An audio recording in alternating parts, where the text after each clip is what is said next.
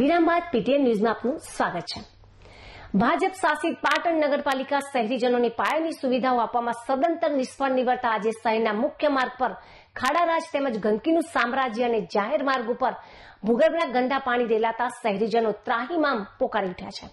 ત્યારે પાટણ શહેરના ward number 9ના રાધનપુરીવાસ તેમજ પિંપળીવાસ કરુણા સાગર સોસાયટી વિસ્તાર ગંદકીથી ખદબદી રહ્યું છે। તો આ વિસ્તારમાં છેલ્લા 15 દિવસથી ભૂગર્ભના ગંદા પાણી જાહેર માર્ગ પર રેલાતા અહીંથી નીકળવું પણ દુષ્કર બની ગયું છે અને આ 15 દિવસથી રેલાતા ભૂગર્ભના ગંદા પાણીને લઈને આ વિસ્તારના રહીશો રોગચાળાની ભીતિ પણ સેવી રહ્યા છે। તો ગંદકીના કારણે મચ્છરજન્ય રોગોના કારણે તેમજ લોકોના ઘરે ઘરે માંદગીના ખાટલા પણ ખડકાયેલા હોવાથી સ્થાનિક લોકોએ આક્ષેપ કર્યો હતો કે ભૂગર્ભ ગટરોની ચેમ્બરો આ વિસ્તારમાં બ્લોક થઈ જવાને કારણે પીવાનું પણ ડહોળું અને દુર્ગંધયુક્ત અને અશુદ્ધ આવતા પાણીજન્ય રોગો થવાથી પણ સ્થાનિક લોકો ભીતિ સેવી રહ્યા છે।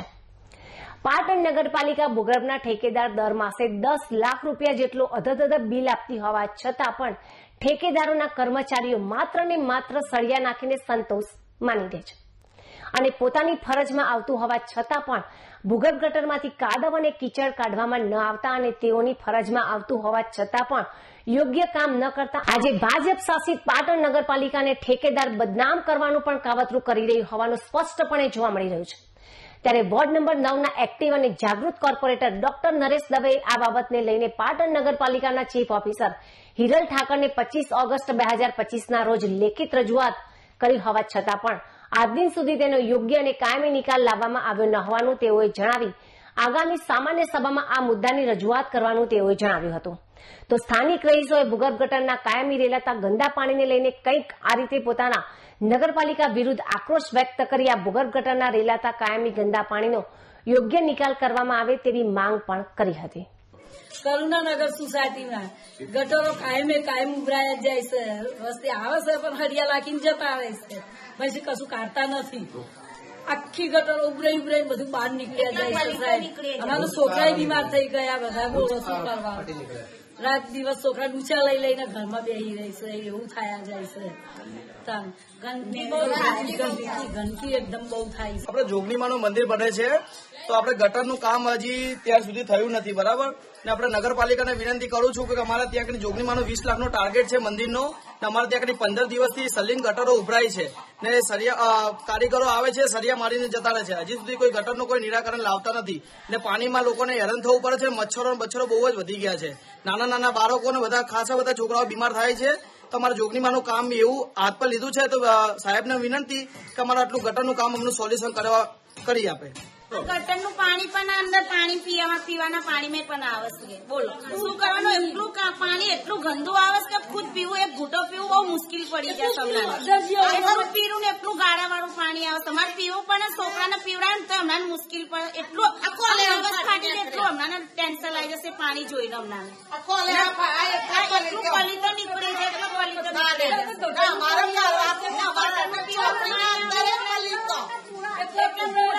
પીવાના પાણીમાં પૂરા પણ આવું પાણી તો પાણીનું કરો, પીવાનું પાણી કપાઈ ગયેલા હોય અમારે પહેલામાં લડવાનું કેટલું લડવાનું એટલું થાય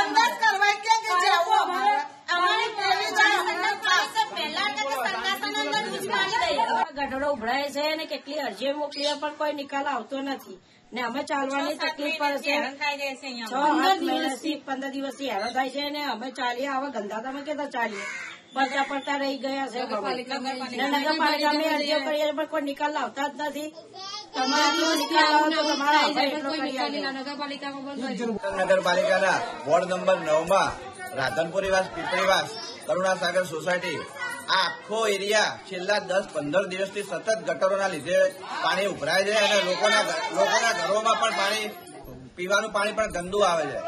આ બાબતે નગરપાલિકામાં રોજ ફરિયાદ આપવા છતાં ખાલી સળિયા મારીને જતા રહે છે અને રોજ જુદા બહાના કાઢે છે।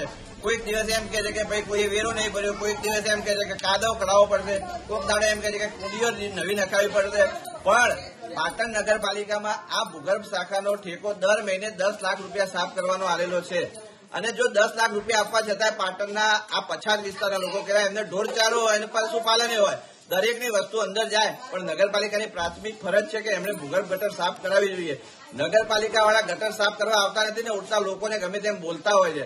આ બાબતે અમે ચીફ ઓફિસરને તારીખ 25/8/2025 ના રોજ લેટર લખીને પણ જાણ કરી છે કે રાધનપુરીવાસ ને પીપળીવાસ છેલ્લા 10 દિવસથી ગરીબ લોકો હેરાન થાય છે અને રોગચાળાનો ભોગ બને છે. અને હજી પણ જો આ ગટરમાં નગરપાલિકા ગંભીર નહીં થાય તો આ વિસ્તારમાં ભયંકર રોગચાળો ફાટશે. તેની જવાબદારી સંપૂર્ણ નગરપાલિકાની રહેશે અને આ બાબતે અમે આગામી સામાન્ય સભામાં પણ આની રજૂઆત કરવાના છે. પાટણ નગરપાલિકાના વોર્ડ નંબર 9ના રાધનપુરીવાસ પીપળીવાસમાં છેલ્લા 1 મહિનાથી અહીં ગટરો સતત ઉભરાય છે. નગરપાલિકાને અમે કોર્પોરેટર 30 વર્ષથી ચૂંટાઈએ તો નગરપાલિકા માણસો મોકલે છે, પણ જે કાયદેસર વ્યવસ્થિત કાર્યવાહી કરવાની એ કરતી નથી. અને વધુમાં અહીંયા ગરીબ માણસો છે ને એકલો રોગચાળો ફાટે એવી પરિસ્થિતિ છે.